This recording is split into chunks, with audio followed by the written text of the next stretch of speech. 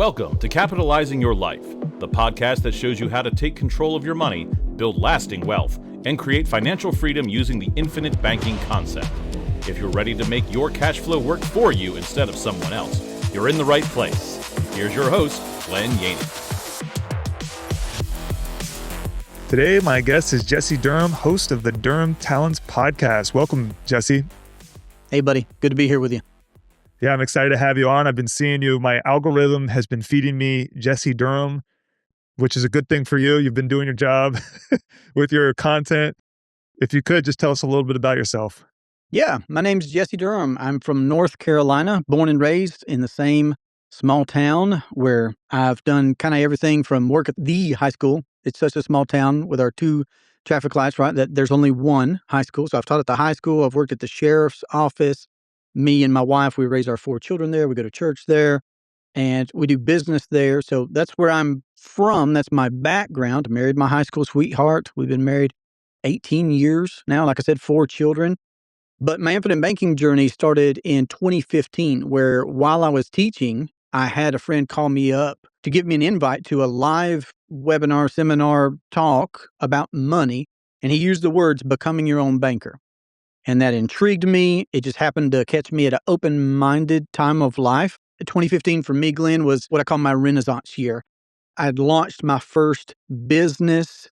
I had had my second son born. It was just a lot of life things were happening, and I was at an open-minded time of life. So thankfully, I got that phone call, and thankfully I said, oh yeah, I am actually willing to sit down on an evening or a weekend or what, like in my, extra time to be able to listen to somebody talk about money. And that's when I saw a live presentation about the infinite banking concept. That's when I was introduced, to the book. I was encouraged, hey, you've seen this presentation now. Think about what you might want to do, how you might want to do it. Go get in that book. And like I say, it was my Renaissance year for me, man. So let me pause right there. You might have a question. I don't know. So how long would you say from the time you actually were introduced to infinite banking to actually moving forward with a policy? I think that's such an interesting question. I've thought about this not until probably the last few years, Glenn, to where a lot of people I know say they started infinite banking when they actually got their policy. And I understand that. I understand the concept of having skin in the game. But with infinite banking being a mindset, for me, I still say, 2015 is when I began to implement the infinite banking concept because I changed up here. I learned something new, saw something that I couldn't unsee, and I just started to think differently, behave differently. And even before I got a policy, I still started doing things, right? Like changing 401k contributions, deciding to change our cash flows, having conversations with my wife about budgeting, lots of different things. I had whole life insurance then. So at that point in time, my second son was born. But from the time that my first son was born, Glenn, I don't even remember what struck me, but I was like, I need to have insurance and I need to have my own. I'd already had other careers, worked other places. Yeah. And if you had insurance there, you lost it, right? So I actually saw the value of privately owned insurance. Went to the box store, talked to the box store agent. They talked about whole life. I liked it. I wanted something permanent, right? They talked about cash value. And I even liked the idea, because I got 20 pay policies. I even liked the idea of having a trajectory of, okay, I'll do this for 20 years. It's going to have this cash value. It's going to have this death benefit. I'm going to own this my whole life. I love it. Got one on me, got one on my wife, got one on that first baby boy, right? So actually had those. None of those things had changed, right? When I saw infinite banking, when I read I'm like, still love whole life, still want some for everybody, still want that guaranteed death benefit, still want cash value. I changed my mind about how long I wanted to pay premiums. I'm like, I want to pay premiums for the rest of my life. Yeah. But I just began to do other things even before I actually got a policy that was specifically designed and engineered for infinite banking. For me, I still say 2015, right? But there was a trajectory of we're doing all this kind of stuff to include having a yard sale. I mean, I just got pretty fanatical about change and doing things differently, right? But 2016 would have been when I got my first policy, and to date, we have 8. So really, I like that process of when you said you decided to stop contributing to your 401k. That also happened for me as well. So you said when you were practicing the infinite banking concept without the policy, what would you say is that description? Like, what does that look like? It was everything that I said. Yeah. We did do everything from have a yard sale, change the 401k contributions, close out my wife's 401k, my 401k, paid the penalties, paid the taxes, all that stuff, right? But it was also having budgeting conversations, just becoming more aware altogether about money and cash flow and legacy and things altogether, right? So it was me reading this book. It was me getting on the phone with people who had personally known R. Nelson Nash. It was me asking other folks that had turned me on to this concept. How are you using this in your life? It was me going to more presentations on the concept. It was me reading Nelson's second book, Building Your Warehouse of Wealth. It was me continuing to read his suggested readings in the back of his books. So it was a lot. I was voraciously trying to consume, everything that I could, really, so anything that I could, and there wasn't as much online back in 2015 for sure as there is now. Yeah. Folks like me and you are adding to what's already been there, but I was voraciously trying to consume and grow mentally, while moving the chess pieces on the board to position ourselves to actually get policies. And we had debt, we had consumer debt. We had the car note, we had the student loans, we had the credit cards, we had some medical bills from that second son being born, all those types of things. So we just started moving stuff while learning.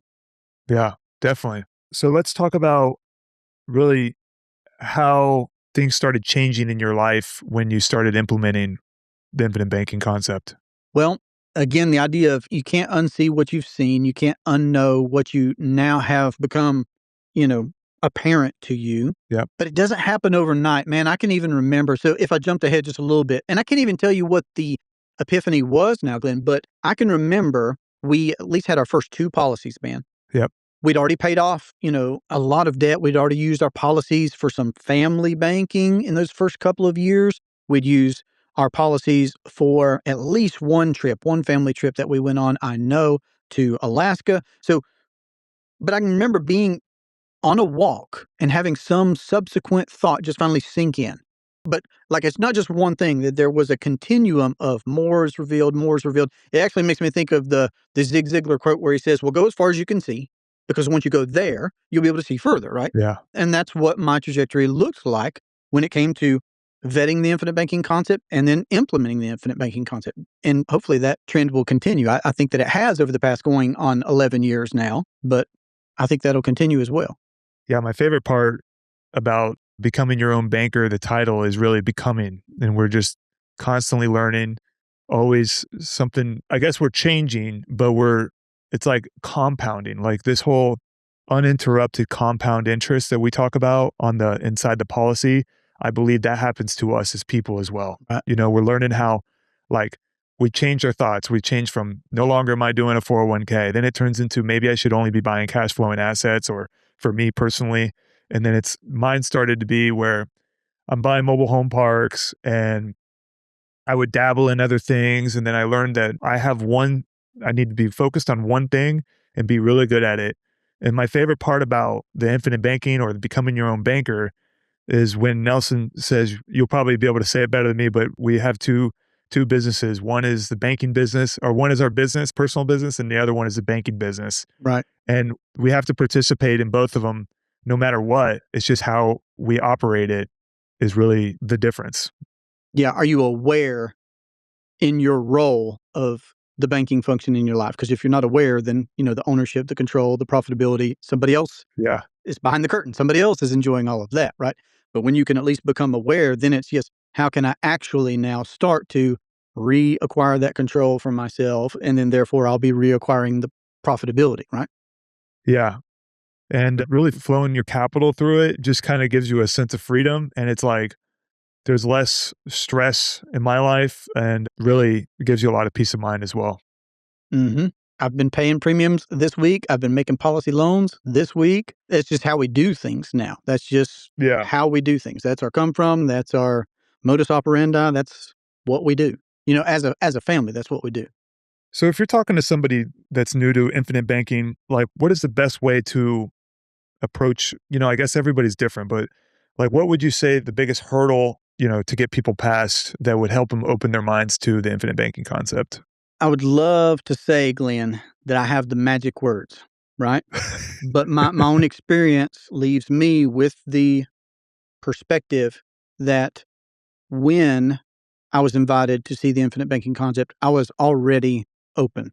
And I'll tell you, I'll give you an example. I've said this before, and I say this, and it helps me stay real humble, okay? So I'll give you an example. When my wife and I got married, we got all these gifts, right? Some you open there, some you'll open up later at the house, whatever. One thing got thrown in the closet for sure, okay? It was a book on love languages or something, okay? So that thing was rediscovered years, probably like 7 years later, Glenn, after my wife and I had been married. And I'm not arbitrarily throwing out 7 years because, again, in 2015, I had a renaissance, man. I started reading books on marriage. I started reading books on parenting, being a father. I started reading books on business. I started reading books on personal finance, books on all these areas that are important in my life, right? These handful of areas. Well, one book I intentionally went out and bought was The 5 Love Languages. And I come home and I'm telling my wife about this. I'm really enjoying this. I've since read the book more than once, The 5 Love Languages of Children. But lo and behold, we clean out the house and get to that closet sometime later. That was the same book that somebody had given me 7 years earlier. But I, in my caveman thinking, had said, that's useless. Yeah. Right? Because I obviously knew it all. I was brand new at being married, and I was not willing to read a book, right, about the love languages. So I say that to say that I believe that people are either open or they're not. I happen, and that's why I say I'm thankful and I'm grateful that I was open-minded to sitting down and listening to somebody talk for an hour and a half about some financial concept, right, that I was invited to see. But how I go about it, though, to answer your question, like to give you a tactical answer, knowing that that's my philosophy, I think people are either open-minded or they're not. I lead with a presentation because that's my background. I have a teaching background. I'm used to being in the front of the room, talking, communicating ideas with people, right? I taught Spanish, okay? So to take somebody who speaks English, teach them a brand new language where, oh no, I know in English you put this word first, then the other one, but Spanish is literally the exact opposite. It's not the red dog, it's the, that doesn't make sense, okay? But so I lead with a presentation. If folks go to, my channel, my podcast, my website, they're going to see a presentation. And my communication there is really just hoping that they'll then go get in the book like they did, because that's what I did. I saw a presentation. I got to ask questions. I got to have a conversation with the guy. Then I was encouraged to get into the book. I got into the book. Then I had more conversations. And then the education just continued, right? And the pieces started getting moved on my own personal board of life, right? But it was my progression, and I've continued that. I like it. A presentation, and I communicate via, podcast and video like you do yourself as well. But I really just want to get people to the book, and when people get to the book, they're going to self-select. They're either going to be the fertile ground or they're not going to be the fertile ground. That's on them. I can't take that on myself, and I'm not going to take that on myself. If somebody is open-minded, they want to have that conversation, we'll talk as long as you want, right? Yeah. So it's like, if you don't see the problem, you won't find the solution, I guess is the saying. And for me, it was, and tied up with all this real estate, we're doing a bunch of refinances, we're failing refinances. And then I'm starting to, I'm always into personal finance. So I started coming across this, and I realized that this reserve fund that we can create is very helpful during refinances as well. Absolutely. And in real estate, there's always a deal. There's always a deal. There's always somewhere to put the capital. But it's like, there's a few things that happen around the same time. And there was this one guy, he had some like premium properties in South Tampa, which is one of the nicest areas in Tampa. And his kids lost them all, like, immediately. And I think what happened, the only thing I could come to conclusion is they didn't have the capital to take care of the properties. Like, he died and there was all these properties, and I think that they were fighting over the properties as well, and they ended up losing all of them. Like, nobody got anything. And I was like, if that's what, I work my whole life and then something like that happens, at least we could hold on to it for one generation, Right. I feel like that's even a rule or a saying that, maybe the first generation builds it right, second generation enjoys it, and third generation never gets it. It's like, yeah, what is that called? Rags to riches to rags, that kind of a cycle. Shirt sleeve to shirt sleeve, yeah. There you go. You've got it. My come from tells me that that's just human nature, though, right? And that's why Nelson leads with human nature in the book. Yeah. He's got Bible verses in there, and there's one, it's not one that he's got in his Becoming Your Own Banker book, but there's one that says, it's a question, doth the crown endure to the next generation? Meaning, well, just because one person's king doesn't mean the next generation is going to be king. Yeah. They'll make good decisions, bad decisions, whatever. So, I mean, it's a shame that somebody could do something, build up something significant like you're describing, yeah, a real estate portfolio, a set of properties, and then have it be lost. But that's why I lean so heavily into education. That's why I lead with that so much. When I have one conversation with somebody, my only goal, if they're open-minded and want to have more conversations with me and I want to have more conversations with them, is my only goal is I just want a second conversation, right? Because they're going to get something new. We'll get some questions answered. I'll share best practice, whatever. And I want to give them another piece of information to carry them to the next conversation, to just keep leveling up. So that education, especially from one generation, I mean, it's important. You're a dad, I'm a dad. Yep. That's so important for me that not just the tools pass, right? But the language, the mindset, the come from, that pass as well, like the crown. It's like we want that to go to the next generation as well, and then the next, and on and on. Yeah. Also, the line I've been thinking of is with Nelson Nash, it's just meet them where they're at, It's every person you talk to, it's like, I bring this book with me and I'm like, hey, this is becoming your own banker. And they're like, what? It's like changing their way of thinking and they need to come across in the next 30 minutes. They need to, be on board. But it just turns into, I think the best way that I've learned to talk about the infinite banking concept is figure out what's going on in their life and then just kind of try to help them with those problems, whether it's, they don't need to buy a policy. I think that my experience with owning lots of real estate and lots of lines of credits and lots of debt, I can help people figure out their problem, and going through it enough business, you can start seeing what the real problem is, Mm-hmm. I love asking people what their goals are. We're just freshly into 2026. I love asking folks, Exactly. What's the top 1, 2, 3 things on your financial radar? It's not me saying, hey, you should do this, you should do that. What's on your radar? You tell me. Awesome. Cool.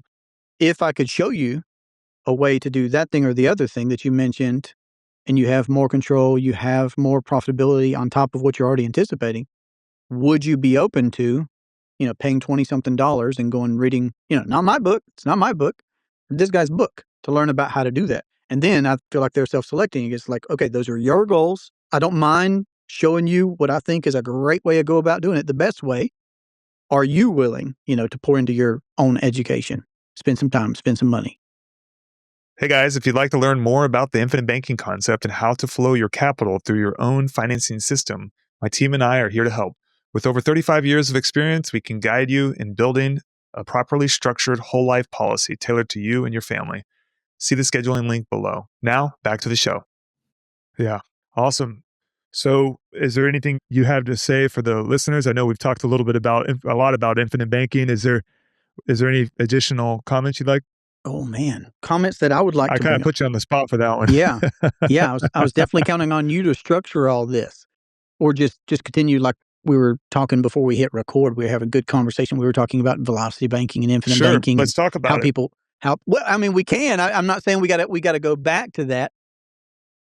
I just don't necessarily have anything burning in me right now. I mean,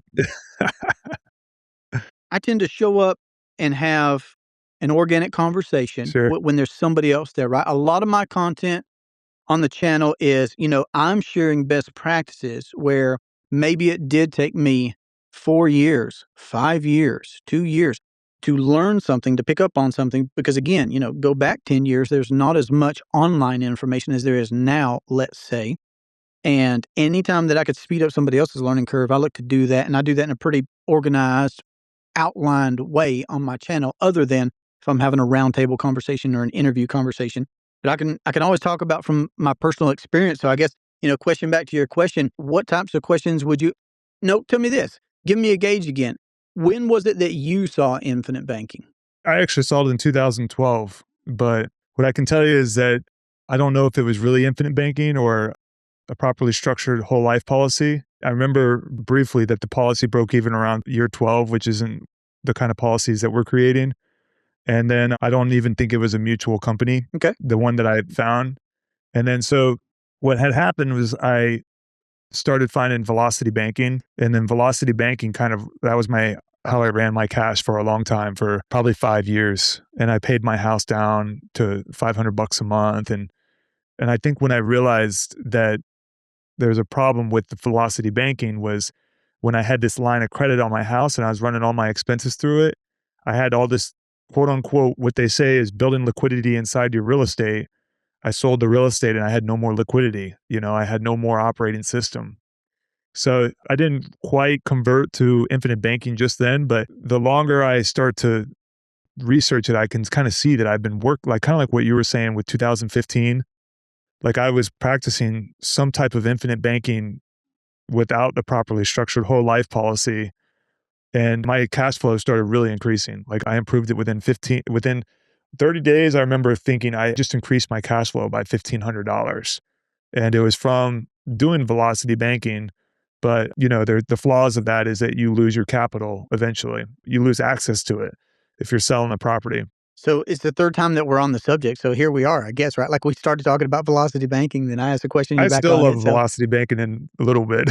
well, that's one of the comments that sticks out in my mind. The first comment that I saw on my video on the roundtable series where we're talking about pros and cons, how they go together, how they're different, velocity banking and infinite banking. The first comment I think was, somebody saying, hey, thanks for just having this conversation because the commentator was, I got to learn about infinite banking because of velocity banking. And that's a lot of people's trajectory. Mine is I had already implemented infinite banking for years before I ever even heard about velocity banking. Other folks, it's the exact opposite. Like you're saying, oh, no, I learned about infinite banking because of velocity banking Yep. and the algorithm or this person or whatever. So however somebody gets to infinite banking, I'm just glad that they have the opportunity, right?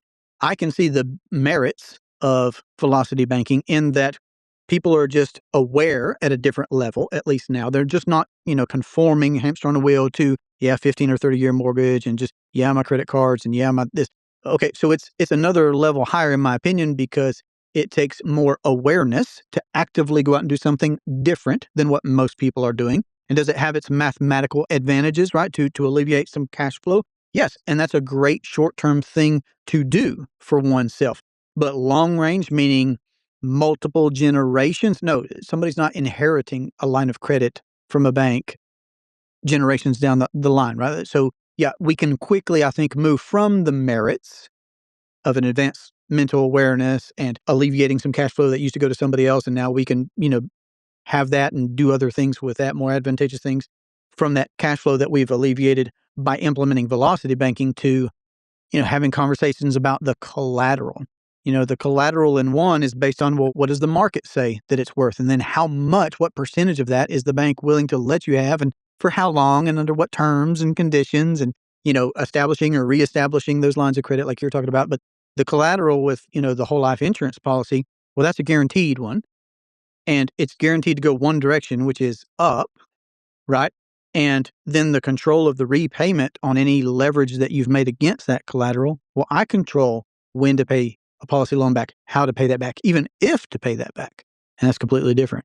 Also, to add to your point, you're constantly asking for permission is you are still in velocity banking. The problem I had is like, you're still losing access to capital the whole time. You're losing access to capital. And if you pay off that line of credit and say it's a $50,000 line of credit, you only have $50,000 of a line of credit. With infinite banking, with a properly structured whole life insurance policy, it's constantly growing. Your capital base is growing constantly. And that's the biggest difference is that you have access to it. It's not going away. You can sell other assets that you've invested in. And at the same time, you have consistent guaranteed access to a line of credit. Yeah. Two high-level people come to my mind on what you were just describing. The first one, as I'm listening to you, I'm thinking of Warren Buffett. Warren Buffett's rule number one, right? Don't lose money. And then rule number two is, right, never forget rule number one. Yeah. If somebody's hearing that for the first time, just repeat that to yourself. I think it's so good. It just gets better and better in my mind the more times that I hear it and say it myself. That principle, like you're saying, of, okay, I earned my income. I exchanged life hours for that income that I pay there. That principle's gone. Yes, you could say something about the equity like we were mentioning earlier, but that might have been before we hit record. The equity that you're rebuilding or refilling, but it's never going to do what you were just describing of expand uninterrupted, right? Yep. So are we losing that principal money? Does it quit working for us in a way that it could have? Yes. So if we're violating, that rule number one, I feel like that's a problem. And then Kiyosaki's the other one. I'll throw that one to you and then love to hear your feedback. He says, let assets pay for liabilities. Well, tell me if I'm not thinking through this right. Line of credit from a bank is income for the bank. That's cash flow for the bank. Yes, you could make the point, and it's a point that, yeah, Jesse, but I have access to liquidity because of it. Merited. Got it. Understood. But to the bank, they're still a winner in that situation every time. Every time. Whereas we could be using the policy, build our principal there. Every premium dollar I've ever paid still works for me today. It's not my money. It was premium to a life insurance company. That's the insurance company's money now.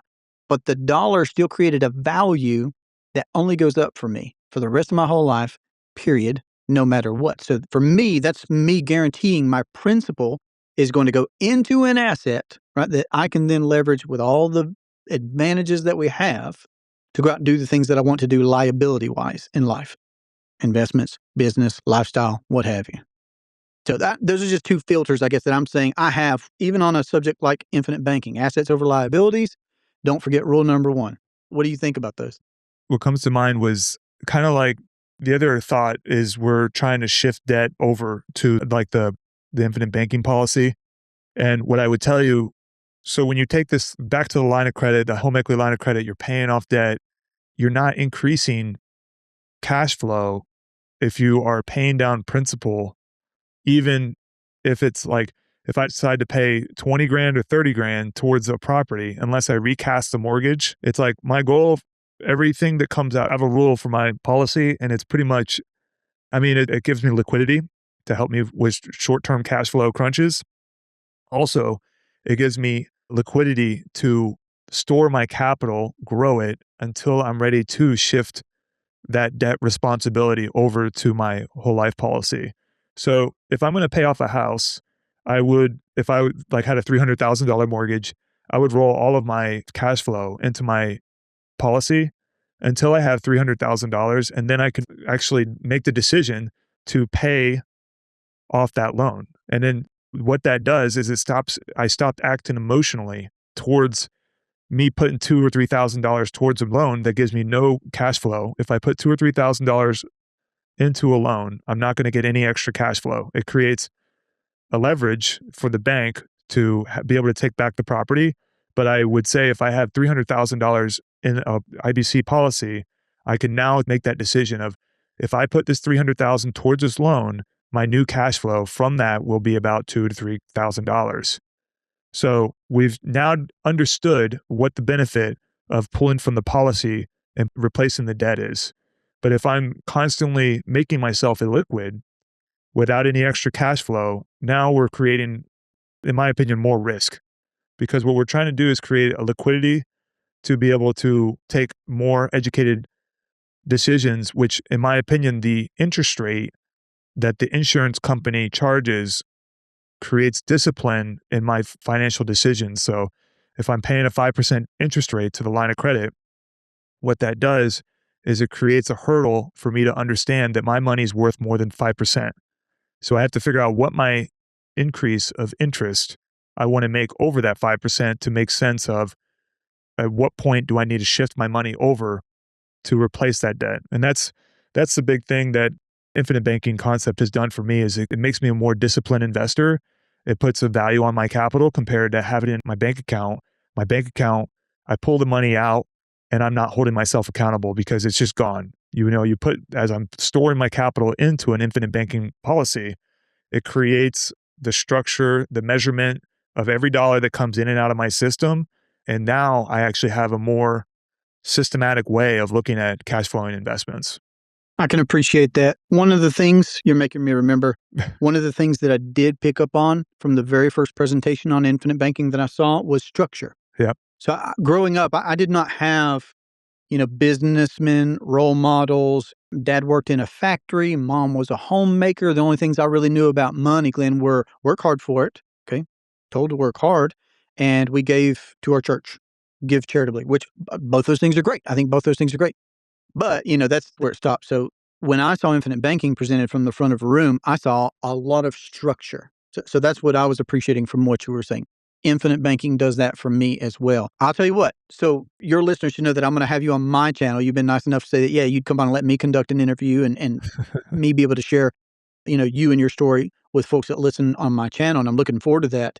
After that, I think if you'll join me for a round table discussion, maybe you've given us a topic right there when talking about whether to pay off a mortgage or not, because that's a hot topic for a lot of people. So if you like that idea, I'm just putting it out there that, folks could maybe look forward to listening to us talk through that and getting some other perspectives on that as well and having that as a conversation. Should I? I'm just like, okay. So I'll leave it at that. Yeah. Exciting. Okay, Well, yeah, good. I'm glad you like the idea. I'll take your nod and your smile as yeah, Jesse, I'm down for it. So yeah, good. I totally nerd out on all this stuff. I'm all about it. And Good. definitely, it's been a great conversation. Where can people find you? So let me do that. I'm going to give you a couple things. You made me think of a couple things. And if we got a hard stop at the top of the hour, I'm good for that too. No problem. People can find me at durhamtalents.com. My name's Jesse Durham, durhamtalents.com. You can find me, podcast, a YouTube channel, all that good stuff. But when you were talking about, I think that's not talked about enough. When you were talking about having an emergency fund, having some reserve capital, that's actually one thing I wish that I would have adopted earlier in my own trajectory. Like when I saw infinite banking, I saw structure.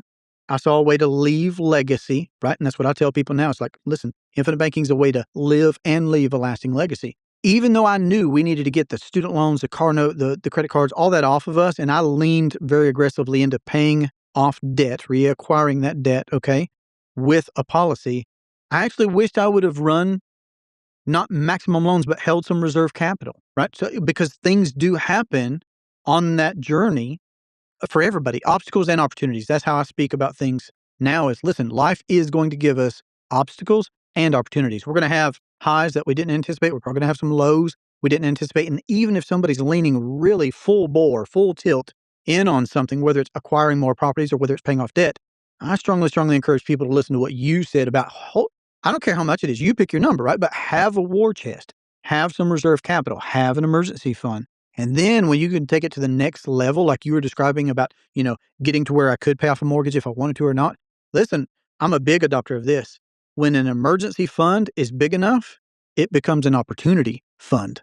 Yep. Right? If you just keep that practice going. So that was one thing that really spoke to me about what you were communicating, and I want to say something about it. And that's exactly why I say, if you were to put $300,000 in your bank account to save it up and really put it into the policy, and it's growing at 3 to 5%. And so what I would find is something different to put my money into besides my mortgage, because I think about interest rate is an investor. So somebody giving me a 7% mortgage, that would mean that, we can argue about the amortization and all the stuff that goes with it, but it becomes where I need to find places that are going to be able to beat the 7% or the amortization of the 7%. So it's not even about the 7%, it's about the volume.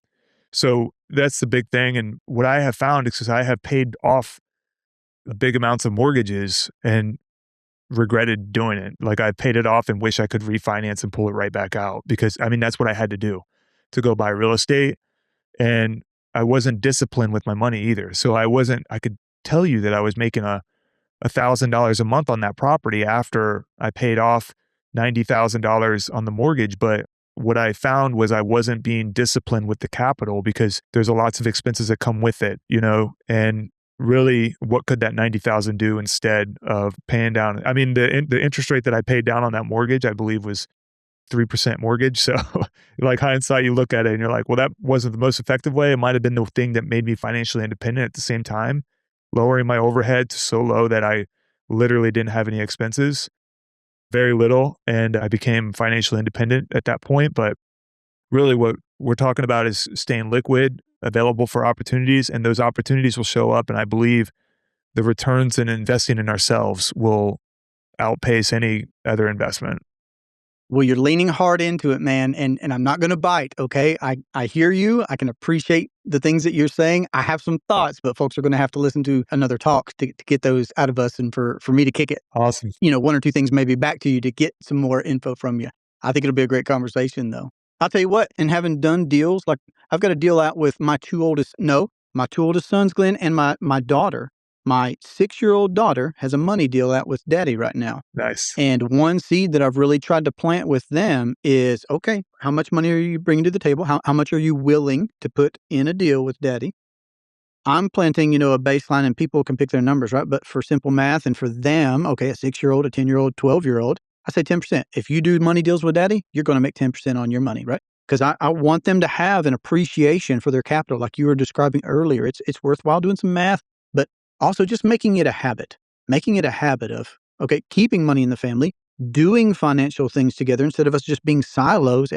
No, it could be so much bigger. It could be so much grander. It could be so much more fun if we do it together and profitable. You walk out this concept of financial independence and autonomy to multiple generations, it can get really, really exciting. Awesome. On that note, I appreciate all of you jumping on the show and looking forward to being on yours. absolute pleasure, man. I'm looking forward to it. Thank you for listening to the Capitalizing Your Life podcast. Please rate, like, subscribe, leave a comment, and share with someone who you think would enjoy listening.